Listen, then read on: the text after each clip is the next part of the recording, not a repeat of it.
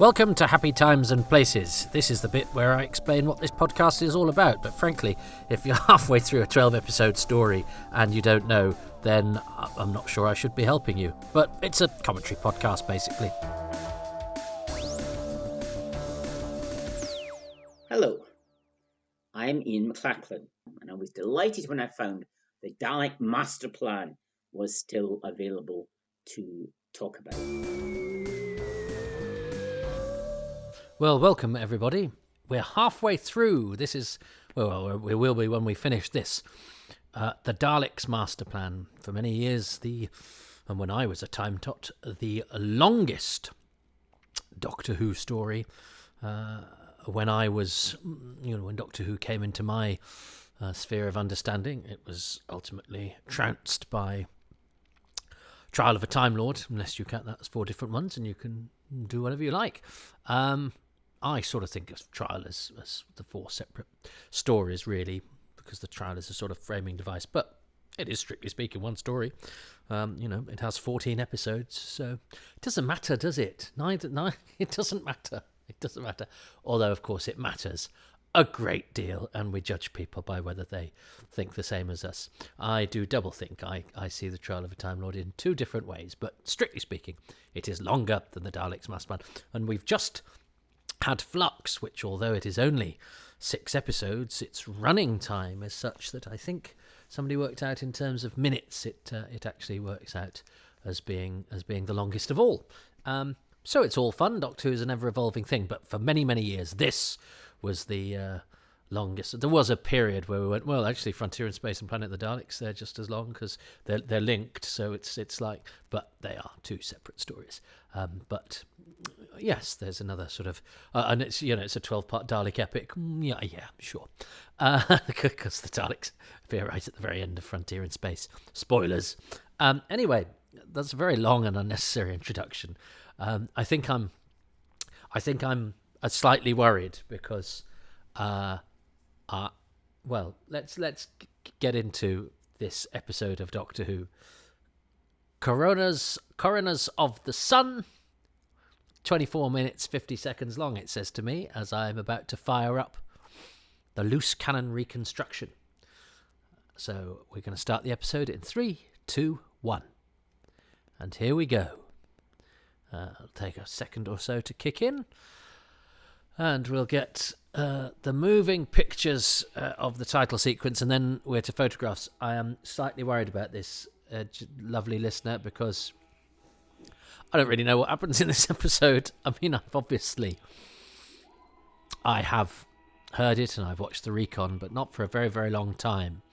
And I know we're sort of working our way towards the Christmas episode, so we've got to get off the planet Mira, but there's not an awful lot of people in the cast list, I seem to recall, for this one.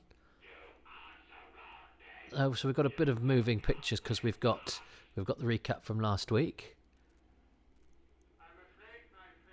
but it's actually a restaging, I think, from listening to the dialogue. So the reconstruction I have has very cleverly synchronised the two, but it's a slight compromise because it seems that it's likely to have been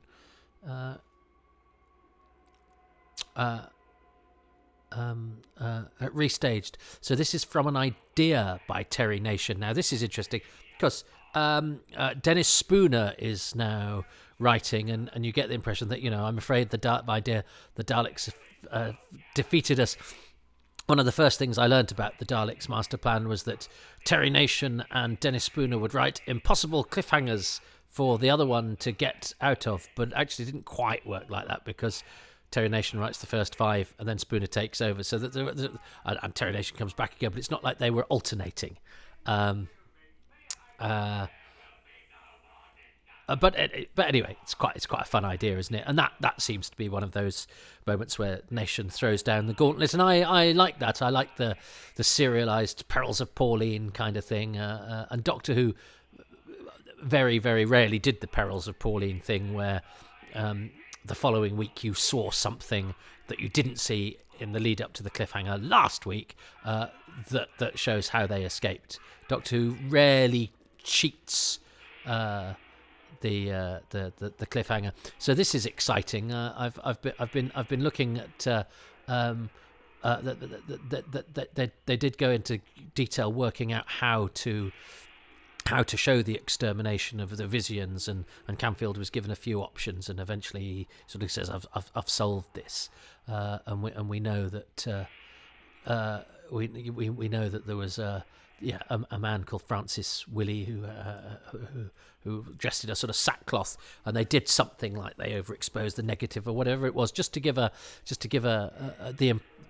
impression of the invisible creature that is sort of revealed to us at the point of its extermination, and it's got these horrible, almost Forbidden Planet like sort of growling big noises to suggest them as well, which is all great fun stuff. That's all brilliant. That's all very lovely 60s Doctor Who, Jeopardy, Strange New Worlds kind of thing. But that's the end of the Vizians, you see. Of course, Nation gives us the Spyridons in the aforementioned Planet of the Daleks. No good idea is ever wasted. But that's nice. The Vizians don't really impact the plot all that much, but they help give the travellers a chance to escape. But what they do is they give you, and you suspect it wouldn't have been 100% clear either. So it's having suggestion. And the children's imagination would have done the rest. I say the children, I know there are adults watching as well. So a couple of things I found out, because my curiosity was piqued in episode 3 when we had that scene with Zephon and the delegates, and I was thinking, well, if they just put the delegates in the reconstruction, because those of us that have investigated the delegates, and there is a cabal of us, led by the mighty Jack Rayner, but Jim Sangster's in on it too, Bignell, Mr. Bignell, Richard Bignell, Simon Guerrier. There's a few people, but Jack is the chief. Jack is the go-to delegates expert. Of reconciling, which are the ones in Mission to the Unknown, which are the ones in Masterplan, and we take the evidence from Mission to the Unknown and episode 2 of Masterplan, and the castists for the episode 11, but also then in episode 8, I think you've got Salation and Trantis, and Salation is played by Terence Woodfield, having been played by an extra Ian East in episode 2, and not being in Mission to the Unknown, all that sort of stuff. But there they were in episode 3, and I mentioned them and said, they've used pictures from Mission to the Unknown.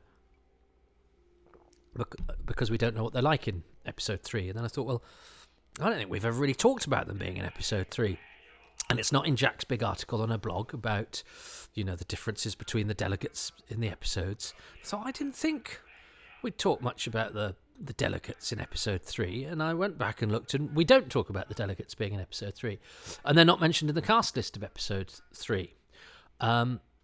Although actually in Terry Nation's draft script, it's really interesting. Zephon is said to be played by an extra, because Nation goes, well, all he has to do is get killed, so we can have an extra with the bag on his head, and Zephon literally just gets shot at the beginning of the episode when Donald Tosh goes, I think this needs to be more than 12 minutes long. He ups Zephon's arseholery and gets him to do his sort of like, I'm so arrogant, I'm gonna seal my own fate.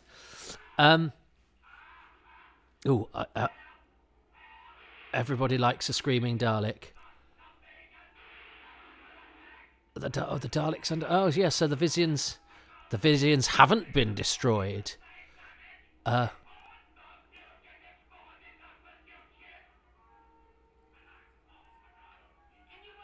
Anyway, sorry, I got distracted there.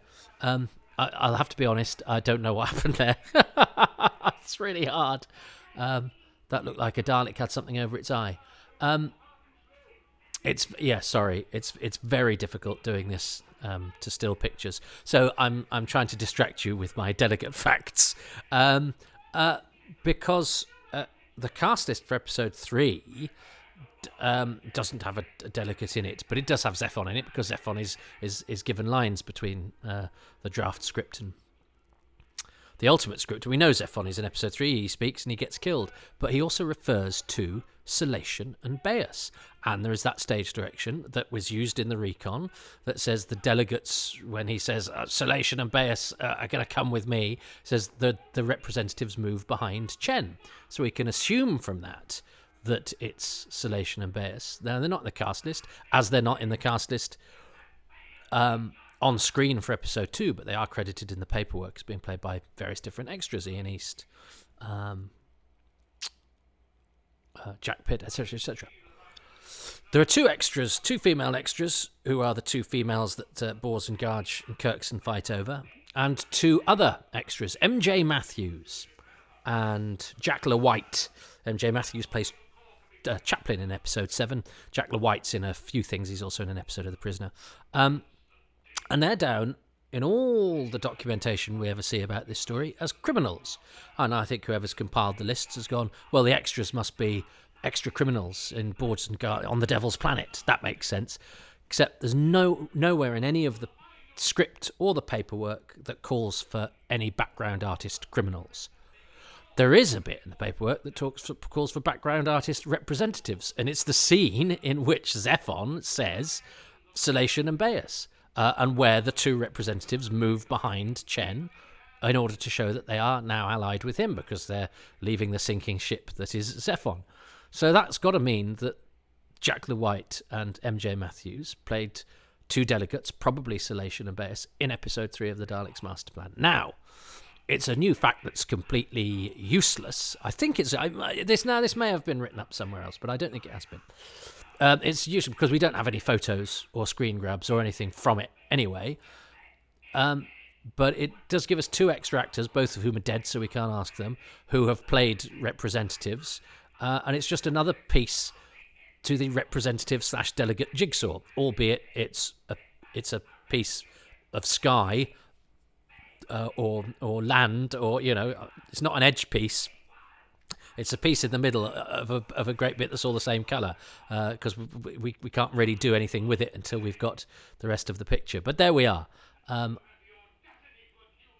Oh, he's so good. Kevin Stoney telling the Daleks off. You have the audacity to accuse me of incompetence. Oh, and I love the way that the Daleks are... He unsettles the Daleks with his confidence, and they've got a tenuous grip on command here, and actually that really works because it doesn't undermine them. Because as they yell and sort of slightly lose control, they are scary. But it really helps to consolidate Mavic Chen as not just some other Dalek sidekick. Although actually up until this point there hadn't been many of those, but we've seen many since. I still think Mavic Chen is the greatest of them all. But also it shows us another side of the Daleks, the sort of panicky, slightly discombobulated Daleks, but not at the expense of them being a potent threat at all. In fact, it, as I say, it makes them slightly, it makes them scary in a different way. But it's an interesting new dynamic, and I like that a lot. So yes, anyway, that delegate fact, I hope you liked that. Oh, and George Pollock, who I mentioned last week, who gets a credit for special photographic transparencies. I was looking at some of the paperwork, and and they describe him as Sir George Pollock, and yeah, he was head of the Royal Photographic Society. So he's one of the few Knights of the Realm to have been.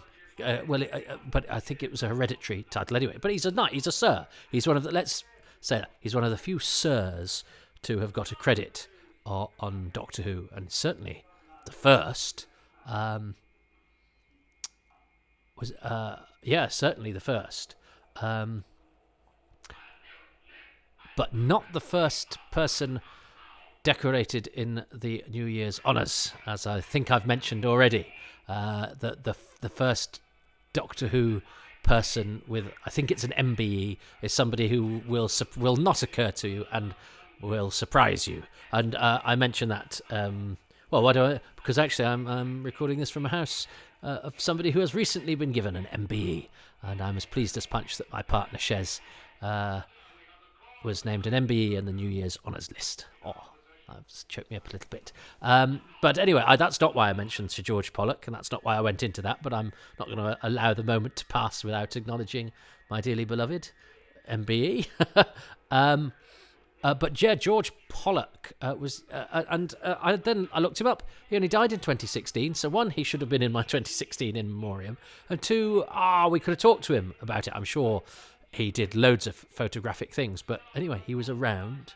and he was an illustrious man, and he was a name hiding in plain sight on the credits of an existing episode of Doctor Who, and I certainly didn't think to write to him. Did you? Bignell might have done, but he's never mentioned that he did. So, I just assumed. I didn't know what I assumed. I assumed he was somebody we wouldn't know, and actually he was really famous and around, and probably very easy to get hold of. So there we go. Now you're starting to get a nice dynamic now between. This is a TARDIS crew, isn't it? Sarah's brilliant. I think Jean Marsh is fabulous, especially now that she's thawed a little bit and is part of the team rather than scary, which was a great introduction. Scary space agent Sarah Kingdom. But they do feel like a team, even though, as I say, I doubt Sarah's credentials as a companion, because she's a guest actor in one story, but it's sort of what we were told, and it's what stuck. In the same way that the titles for the first 3 stories have stuck, and I am very much for calling Edge of Destruction, and not inside the spaceship, because it's what I know and what I'm used to, and I don't care what it says on a bit of paper anywhere. So Sarah was written up as a companion in the Radio Times 20th anniversary special and in Doctor Who: A Celebration, and so it would seem a bit unnecessarily iconoclastic to set up camp on that hill and shoot anybody who tries to ascend it. She is on the list of companions.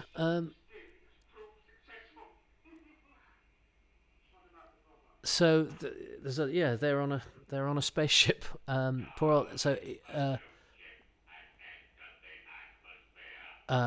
Stephen is unconscious. Dalek voices are a bit odd in this, aren't they?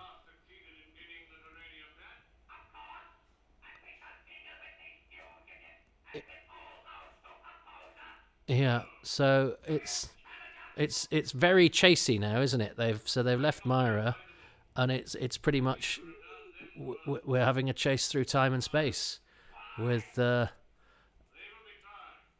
this very interesting character, and yeah, okay, so he's talking about trying them and finding them guilty. So we still have that very potent threat that not only is Mavic Chen this rather cool customer who undermines the Daleks, he's a very powerful man. And that whole Chen still having a position of power on Earth and still having influence on Earth ups the sort of fugitive nature of our heroes, which adds to the jeopardy. Not only are they cut off from the TARDIS, somewhere where we would think of safe, which is Earth and Earth Authority, is also cut off from them. So having Sarah as a mate is not particularly helpful at this stage. I'm sorry, I was interrupted there. So if there's a slight kink in the sink, I quite like that. Apologies. I don't think there is. I think I've lined it up properly. But it did give me a chance to check that bit. I got confused over the bit with the Dalek with dirt on its eye. Yes, that was done by the TARDIS crew. The Vizians were dead when I said that they were dead. So it's a series of sort of face-offs. It's a lot of the Daleks will exterminate us, but they can't because we have the Tarranium. The Daleks have the problem that the Tarranium is irreplaceable. That's great. I love the idea that it's taken 50 years to get the Tarranium together, because it means its value is not just in the fact that it's the MacGuffin and it's the thing that they need to operate the Time Destructor. It's that it has to remain intact. So that it's not just a value that they need it off the Doctor, preferably, dead or alive, preferably dead. But in their act of destroying the Doctor, they cannot destroy the Tarranium. And also the idea of 50 years is nice because it just widens the scope. Not only do we have the Earth and the Earth government and the 12 galaxies, which all add to the verisimilitude, but there's been 50 years of time have passed to get us to this point. So the story, the plot, the Daleks' plan cannot afford another 50 years, and because we're now chasing around the galaxy, a story that is told on a big canvas is now dependent on small moments and speed and a race against time. But against a setting where a lot of time has passed and a lot of work has gone into getting us to the point that we're at. And I think that's great. But this is where it starts to get a trickier proposition as a viewer and a listener now, because this wide story has now very much been condensed into, face-offs between Chen and the Daleks, who are all magnificent, and the TARDIS crew, who are all magnificent. But I do feel Doctor Who benefits when you were introduced to new characters. The Doctor has to be the most interesting person in the room, but the interest we get from the fact that the Doctor has adventures in different places is the people that we meet. The Doctor is an interesting hero in that the Doctor has intellect and quirkiness and unpredictability, and a certain unknowability. So therefore we don't necessarily see from the Doctor's point of view, which is very, very interesting. But it does mean I think we need to hang our wants and our desires on each particular adventure on the people that we meet, the new characters that we encounter, and worry for, because we know they might not make it out alive if they're goodies, or that they might be undefeatable if they're baddies. But this episode is a series of confrontations, and Stephen has to do this bit, doesn't he, where he's this very complicated scene of Stephen coming out of the ship with the Tarranium and facing off against the Daleks and Chen. It's not complicated as a scene in Doctor Who. It's complicated as a scene for which we don't have any telesnaps. For a story for which we don't have any telesnaps, has been staged really well in the loose cannon reconstruction. So well done to them. I'm really getting a feel for it, and it's a sort of repeat of the scene we had at the beginning, where the Daleks are facing the Doctor, saying, give us the thing, and him going, well, I'm not going to give it to you. But now they have a trick up their sleeve, and poor old Stephen's having to bear the brunt of it. He's surrounded by a force field, isn't he? And he's struggling to speak. And I think he says later, I don't really know what happened there. But they've really made that a big moment, haven't they? Where Sarah spits at Chen, you're a traitor, and there's a big musical sting, and in the reconstruction there's a close up on him, a still photo of Chen, but it was a long enough refrain that you suspect there was a lot of acting going on there from Kevin Stoney, but marvellous acting. But the story is so invested in the character of Chen. He is so important to this adventure. He's I mean, if Sarah's a companion, then Chen is a recurring villain. He is. I've got a feeling Kevin Stoney actually gets better billing in the Radio Times.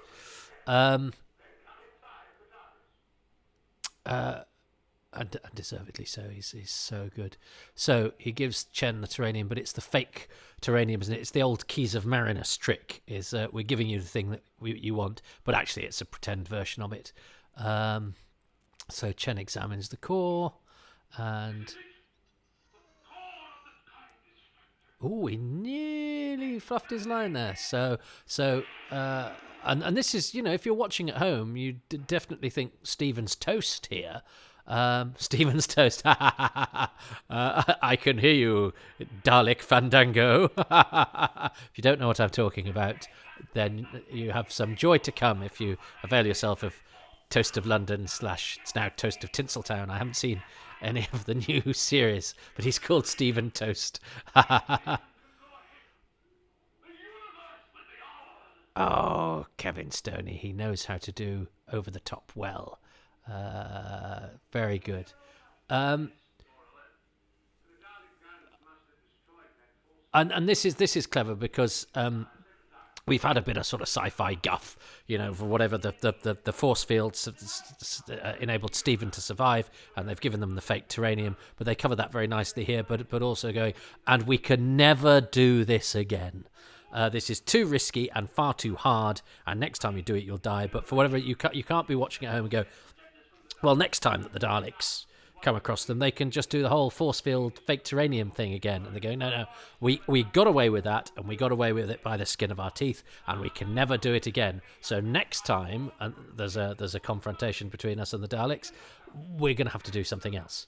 And that's very nicely done. That's very nicely pulled off because you really do feel that every time they're getting away with it, it's an act of desperation, and this is the last. This is the cat's 9 lives are dwindling. And he's yes, because he is quite strict. If you don't like it, you can get out. Says the Doctor. It's quite a tense dynamic between them all. We've landed in an unwise Christmas special. So so there's a sort of false cliffhanger really, which isn't really resolved next week. That's Dennis Spooner. So this is a bit where Dennis Spooner. It would be extremely dangerous. The whole atmosphere is entirely poisonous. Then it turns out they're in Liverpool.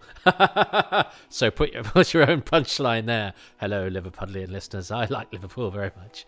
Right, which always used to be top Dalek, and he's bottom now. I wonder if it's because they're rotating them or because he pissed somebody off.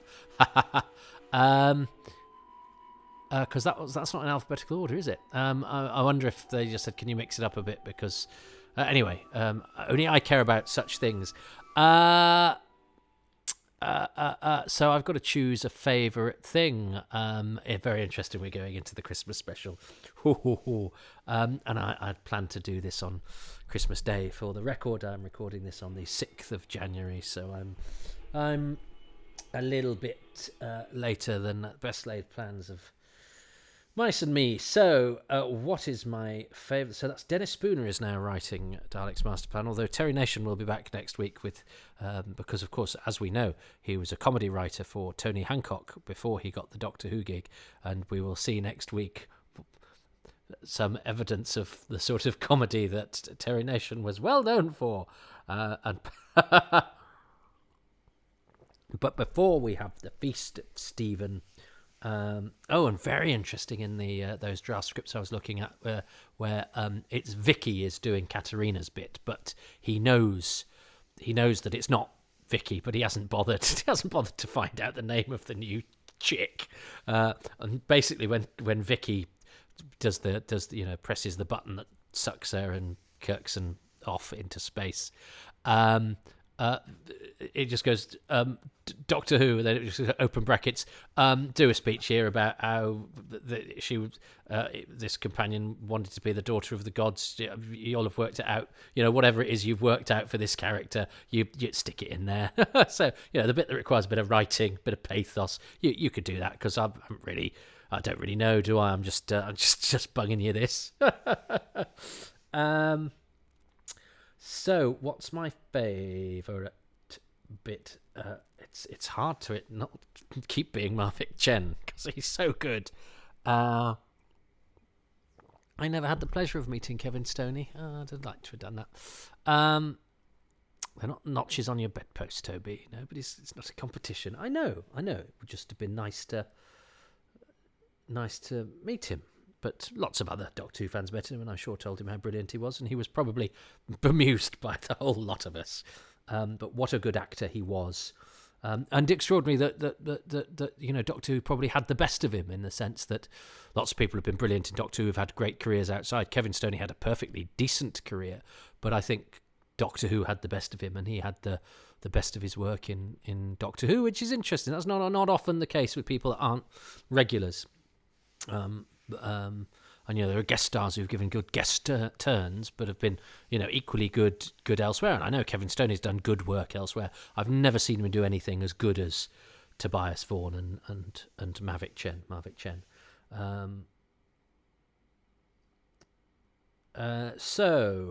Or of high status. I've seen he's in some high status productions like Claudius and things. But he's much more of a supporting player than the obvious guest lead he is certainly in Masterplan and the Invasion. Anyway, I just love. I want it noted for the record. I adore Kevin Stoney, and he's not just a good villain. He's one of the greatest villains in all of Doctor Who. He's two of the greatest villains in all of Doctor Who, because he's brilliant as Tobias Vaughan as well. So, but this is all. What do I like best about this? I do like the panic that Chen instills in the Daleks. I really did like that dynamic that they had going on there. I also like. I like the fact that we don't quite know what the Vizians' extermination effect would have looked like, and the fact that we've got little bits of evidence of that, but we don't know and we kind of know how it was attempted, and we've got a visual representation of the filming of it, but it's still sort of tantalising. That's not about the story so much, is it? That's about our archaeology of putting it back together.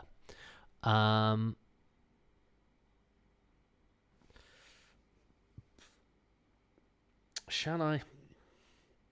I'm going to say the fact that the way that the Daleks react to Mavic Chen, the fact that he's starting to unsettle them a little bit, and the fact that they are very different as a result of the dynamic that they have with him, which I'm aware that a lot of my favourite things are Mavic Chen things, but I think he's such a big mover in the story that they're all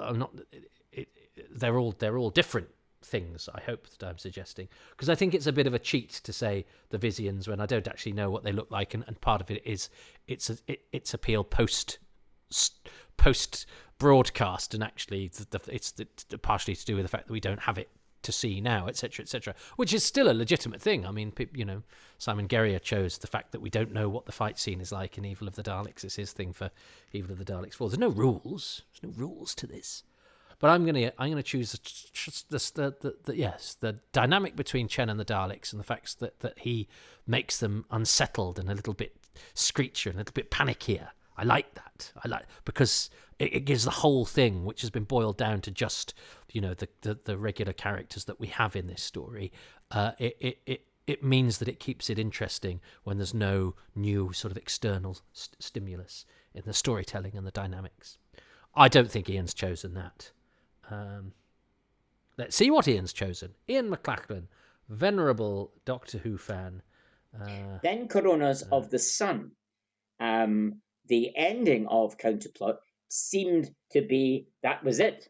The Doctor and his friends were defeated. And you thought for the first few minutes of the episode that was what was going to happen, that something nasty was going to happen to them.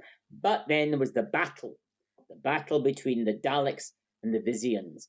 And amid the fire from the Daleks, you saw glimpses of what the Vizians were. It's interesting that not long after, the Doctor Who story, The Ark, contained much more kindly invisible aliens. But the Vizians and the battle with the Daleks was my highlight of that episode. Oh, he said there was the battle, and we caught a glimpse. You were there, Ian. What did they look like? I must interrogate him. I've hoped he was just good because he went, it's interesting. Then started talking about the Ark. I thought he was going, it's interesting because they look just like Max Bygraves in a hat. We know they look like a man in a sack, but anyway. Ian is lucky enough to have seen whatever glimpses we saw of the Vizians in that any of us that were born post December 1965 will have not. It's coronas of the outer rings of the sun, by the way. They're the outer rings of the sun, which I don't think has got anything to do with the episode title, has it? It's one of those episode titles. They're interesting, aren't they? There's some, the first Dalek story. It's like the expedition, the escape, the ramble, the chat, the exposition, and then you have ones that are sort of like all-encompassing danger, like the end of tomorrow. It's a great title, but you could literally call any Doctor Who story that, because it's basically saying it's threatening death. It's a different way of saying huge amounts of jeopardy.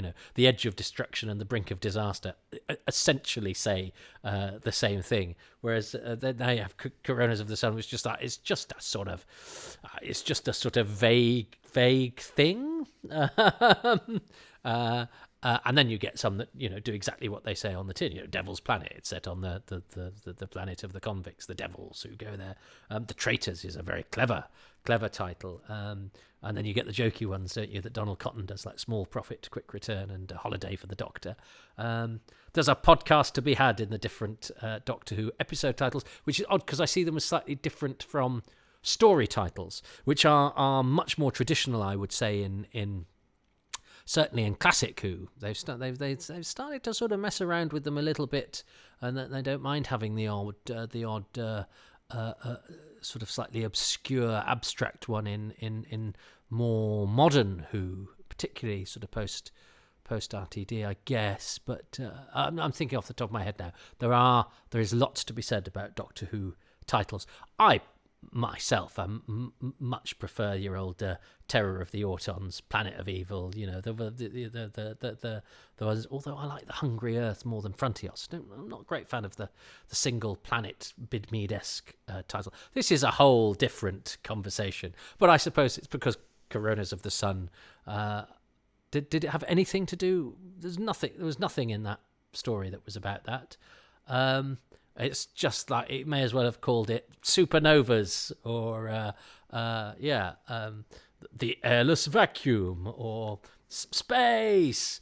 But anyway, next week we have a great story title because it's the Feast of Stephen. King Wenceslas looks out on the Feast of Stephen, but it's Stephen the Companion. Well, that's a very nice little comic twisteroo. Bet there are some delights in store for episode 7 of the Daleks Masterplan, Doctor Who's first Christmas special. That will be I will be breaking the fourth wall with you when we do that next time. But for now, a very happy January the 6th to all you Coronas of the Sun at home. Ta-ta. Thank you so much for listening to Happy Times and Places, which is presented by me, Toby Hadoke. And my special guest this time around is Ian K McLachlan. Thanks very much to all the patrons who make these podcasts possible, and they include Chris Davies, Hugh Davies, Robert Davies. That's 3 Davies in one sentence. Makes me seem like you get the gist. Ian Dean, Tim Dickinson, Paul Dykes, Andrew East, Andrew Egan, Mark Findlay-Smith, Chris Phone, David Gillespie, Charles Gears, Lisa Gledhill, Robin Groen, Paul J. Guest, Thomas Gerrier, Susan Harrison, Steve Hatcher, Duncan Harvey, Ronald Hayden, Stephen Hill, Chris Hyam, Simon Hodges, Sam Hollingsworth, Matthew Hooliston, Darren Howard, Gregory Hudson, David Hughes, Paul Ingerson, and Robert Jewell, not the Daleki one, he's dead. The music was by Dave Gates, and the artwork by Dylan Patterson. didn't mean to sound glib when I said that Robert Jewell, the Dalek operator, was dead, but I was running out of time and I needed to make the distinction, although I'm sure none of you really thought. Well, one of his patrons is Robert Jewell, the Dalek operator, but one of my patrons isn't Robert Jewell, the Dalek operator. But isn't it nice that one of the patrons does have the same name as the Dalek operator? There are some of my patrons who have the same name as Doctor Who, illustrious Doctor Who folk, who are illustrious Doctor Who folk. I'm thinking of you, Paul Cornell. I'm thinking of you, Peter Harness. And then others, like Stephen Moffat, who have the same name as illustrious Doctor Who people, who are not that person at all. But, the mystery is in Who's Who, if I hadn't just given the mystery away. This bit should be the post-credit stuff, really. I've got it arse about tit, because this is the bit where I'm supposed to go, please, can you be a patron, whether your name's the same as that of somebody who's been involved in the production of Doctor Who or not. And you can do that by going to patreon.com/Toby Hadoke. Tiers start from as little as £3 a month. It's fairly egalitarian. You get most of the bonus stuff on that lowest tier, and that includes exclusive material, special access, and definitely early releases. You're way further ahead of the hoi polloi if you are a patron. Now, obviously, I know that times are tough financially and not everyone can afford or is indeed inclined, and that's fair enough, to do the monthly thing, but you can do the other option, which is to go to kofi.com/Toby Hadoke, and then when you're so inclined, or when you're feeling flush, or when I sound particularly malnourished, you can sling me whatever level of cash injection you so desire. But look, as I say, I know times are tough, and if you do not wish to or cannot support these financially, I'm just grateful to you for listening, to be perfectly honest. These have been going over a year now, and they're still getting a hefty amount of downloads, and for that I'm very grateful. But what really helps to separate these podcasts from the myriad of other Doctor Who podcasts out there is if you give them 5 stars on iTunes and a couple of positive lines of review. Those have stalled a bit recently, so if you could go and do that, that'd be marvellous.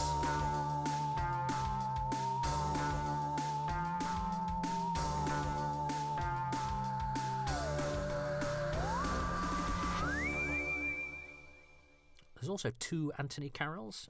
I thought there were 2 Richard Patys as well, but there was actually just one, and he'd accidentally paid twice. Sorry, Richard, thanks. But we've sorted that out now. But it's nice seeing all the different names, and I have an image of what you all look like, and probably completely wrong. But I am, nonetheless, very grateful to you all, especially those of you who listen to right at the end here. Some of you are pseudonyms as well, and I'll perhaps never know your real names. But anyway, aren't names a wonderful thing? And yes, Sydney Wilson and Robin Bland, they are pseudonyms. It's not just a coincidence that I have a couple of patrons who just happen to have the same name as famous Doctor Who pseudonyms, although I'm looking forward to James Stoker from Leamington Spa or Roy Tremelli from Wigan, but that has not yet happened. Anyway, whatever your name is and whoever you are, I'm very grateful and flattered and touched by the whole patronage thing, and it's really awkward having to do the old cap in hand thing. Do you know that's where the word handicapped comes from? My partner is disabled, and she was looking into the all of the language that surrounds disability, and we've got in our downstairs loo, we have lots of leaflets for invalid chairs. You don't use that word anymore because it's invalid, and yes, handicapped came from cap in hand, because the only way that disabled people could make money was to line the streets with their caps in their hands for money. So I just thought, there we go, that's quite interesting, isn't it? There are other words, of course, that are since now not acceptable at all, but there we go. So listen, there we go. That was a little bit of as close as I'll get to being QI, I guess. Well, there we go. Shut up, Toby. All right.